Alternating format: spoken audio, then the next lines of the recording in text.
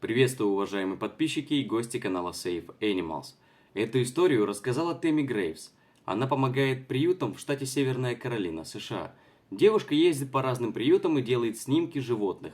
Потом размещает посты о них и помогает им найти дом.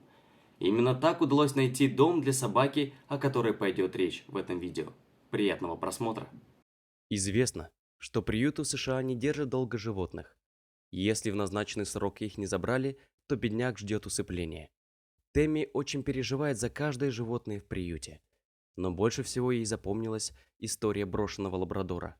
Только посмотрите, как реагируют домашние животные на предательство. Вчера пес проснулся на любимом лежаке, в доме, где он вырос и любил своих людей. Дарил им радость, охранял и верно служил. Когда хозяин позвал его в машину, он с радостью запрыгнул туда, ожидая оказаться в парке или у ветеринара. Но вместо этого любимый человек привез его в дом, где в отчаянии лаяли еще 275 собак, где пахнет смертью, а двери закрыты на засов. Он оставил его одного и просто ушел. Бедный пес сидел в углу, окаменев от ужаса. Он боялся смотреть на людей, не понимал, что же происходит. Он прижался к полу и так и сидел в луже своей мочи. Собаку водили, и они больше не возвращались. Он не понимал, что происходит, но боялся, что скоро придут и за ним. Он не пил, не ел, старался спрятаться в пустой комнате. Это яркий пример безответственности хозяев. Приюты не спасение, это просто система, которая позволяет очистить улицы от бездомных животных. Стерилизуйте питомцев, не выбрасывайте их потомство. Это помогает.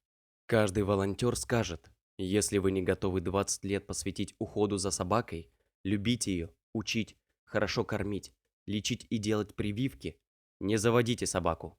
Это не игрушка. Когда эту историю прочитали люди, то десятки отозвались и предложили забрать собаку. Сейчас у него все хорошо. Его забрали, у него теплый дом, хороший и ответственный хозяин. Его любят. И он больше не узнает предательства. Кэш, тот самый лабрадор, начинает верить людям, забывает холодные стены и снова радуется жизни. Но сотни других животных все еще в приюте, и судьба у многих предрешена. Просто люди наигрались и решили, что больше не хотят иметь питомца. Люди, будьте ответственными. Спасибо за просмотр.